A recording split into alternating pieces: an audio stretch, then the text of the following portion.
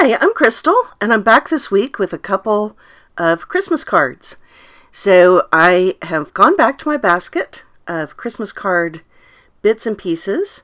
I started out earlier this year by stamping out all of my holiday stamps and die cutting all of my holiday die cuts and gathering up my pattern paper, which has really been beneficial since my mother fell and broke her shoulder and I have been really constrained on crafting time. So I'm going through and picking out a few things from this basket. I'm going to use these wreath die cuts, a little bit of pattern paper, and I'm going to put together these cards. So the pattern paper is just some elements that I didn't want on the back with a very subtle pattern on the front. And I already had these little mini wreaths left over from a prior year. This is a birch press design die set, and it cut out a larger wreath and a smaller wreath simultaneously. So I had assembled both sizes in the prior year, and I just had these left.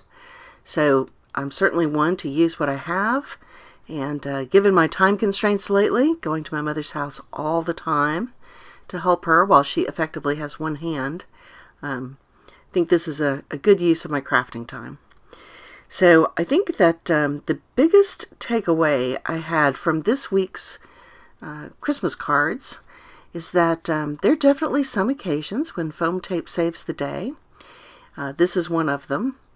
I wanted to overlap these two mini wreaths just a little bit, and normally I am using Aleene's Tacky Glue or Elmer's in a needle nose applicator. That's what I'm using for the flat glue. But to overlap the wreaths, I need a little bit of foam tape for the second wreath to pop it up on three sides. So foam tape came into our craft from the hardware store. You can certainly buy it from any craft company, but if you see it at the dollar store or at the hardware store for some reasonable price, it's really all the same stuff. And I think the real key to a good foam tape experience is non-stick scissors. If you use your regular scissors on foam tape, they get so gunked up, they're really hard to clean, they're so sticky afterward. But if you've got some non-stick scissors, you can cut that foam tape easily and the scissors don't suffer for it. Now those non-stick scissors don't have to be expensive. They do make versions of them that are marketed to children, and those are just as effective as the ones marketed to upper-level crafters. I noticed the other day that Target had a couple meant for children that have sports-themed handles on clearance even. So I will link those in the description box if you don't already have non-stick scissors. You can check those out. They were running, I think, just over $4 for a pair of non-stick. But look around and definitely check the kids craft section if you're in the market for non-stick scissors. So once I've got all my my bottom wreath and the word glued down flat, I'm going to take a look at my decorative envelopes. I just have this fun seasonal set, so I'm going to decorate the envelopes as well. And then I'm going to put the foam tape on the upper level of the wreath. So here's where those non-stick scissors come in, and just makes all the difference in having a good crafting experience. So I'm just going to put the foam tape on three sides of the wreath so that fourth side can overlap.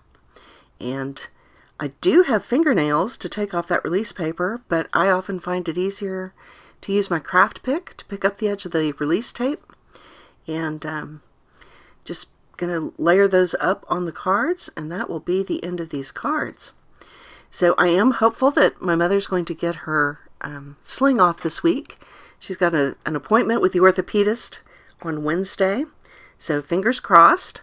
I've enjoyed spending a bunch of extra time with her, but the driving back and forth to the next town over is really taking a lot of time out of my week, and that part I am not going to miss.